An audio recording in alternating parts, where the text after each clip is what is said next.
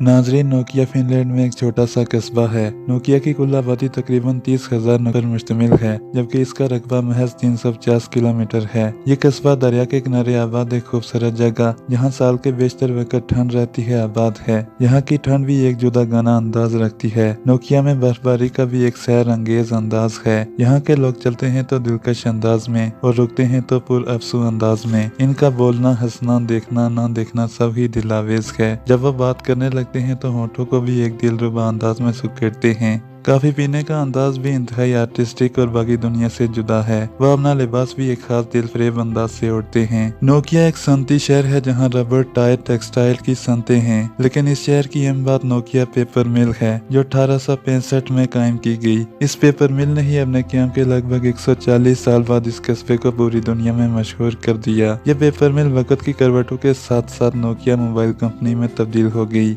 1995 में नोकिया का revenue $8 million था, जो 2007 में बढ़कर $75 मिलियन तक पहुंच गया। इस वक्त नोकिया की बड़ी हरीफ मोटोरोला कंपनी थी। 1992 से मोबाइल्स की लॉन्चिंग के बाद मोबाइल्स की सबसे ज्यादा फरोख्त का रिकॉर्ड मोटोरोला के पास था। यह सिलसिला 1998 तक चला और फिर साल के सबसे ज्यादा बिकने वाले मोबाइल का रिकॉर्ड नोकिया के सेट 6210 के हिस्से में आया। 99 में भी साल के सबसे ज्यादा मकबूल मोबाइल का एजाज नोकिया के पास ही रहा। जब नई सदी का सूरज तुलू हुआ तो इसने जहां दुनिया को नई जिहतें दिखाई, वहां नोकिया को भी एक नई जिला बख्शी। 2000 में नोकिया ने 3310 के नाम से अपना एक नया मोबाइल लॉन्च किया, जिसने मोबाइल फोन की तारीख को ही बदल कर रख दिया। इस माने में नोकिया कंपनी आए रोज नई बुलंदियों को छू रही थी। नोकिया कंपनी के साथ कस्बे और मुल्क के रेवेन्यू में भी इजाफा हुआ और इसके लोगों में भी खुशहाली आई। नई सदी नोकिया और फिनलैंड के लिए खुशखबरी पर खुशखबरी ला रही थी। नई सदी की पहली दहाई के निसब में नोकिया ने एक और नया मॉडल 1100 के नाम से लॉन्च किया।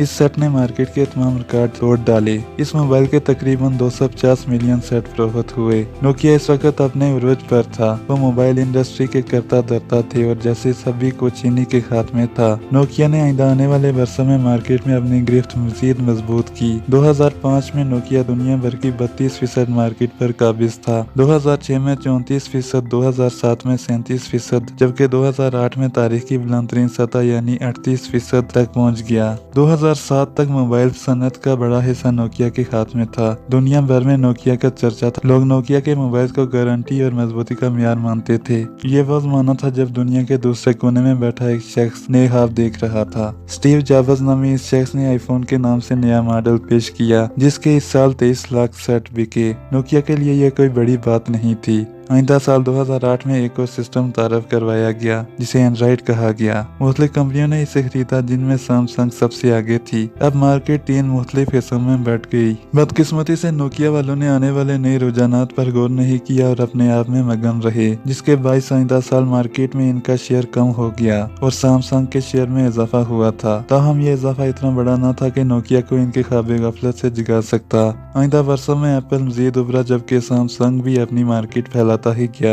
यूं नोकिया वालों का शेयर नीचे गिरने लगा। मजीद 2 बरस अगरचे नोकिया ही ऊपर रहा, लेकिन मार्केट पर इनके कब्जे का मार्जिन बतदरीज कम होता गया। बिलाखिर 2012 में जाकर नोकिया की 12 साल बादशाह जमीन बोस हो गई और सैमसंग ने मार्केट का 22% शेयर संभाल लिया। यही वह मौका था जब नोकिया कंपनी के कान पर जरा जूं रेंगी और उन्होंने लूमिया के नाम से एक स्मार्टफोन पेश किया, जो हाथरहा कामयाबी हासिल न कर सका। 2013 में इनका शेयर मजीद कम हो गया और 2014 में अपनी साख को बचाने के लिए उन्हें माइक्रोसॉफ्ट से इल्हाक करना पड़ा। बिलाखिर 2016 में वो तारीखी दिन भी आ गया जब नोकिया को माइक्रोसॉफ्ट में जम होना पड़ा। नोकिया की 13 साल की कहानी अपने आप में बहुत बड़ी तारीख है और एक बहुत बड़ा सबक है। कंपनी ने 1998 में अपनी जिद्दत से बरतरी हासिल की, लेकिन 2007 और 8 में आने वाली तब्दीलियों को महसूस करते हुए भी कबूल करने से इनकार कर दिया। यही वो गलती थी जो नोकिया कंपनी को नजर न आई और जिसका खमियाजा उन्हें भुगतना पड़ा।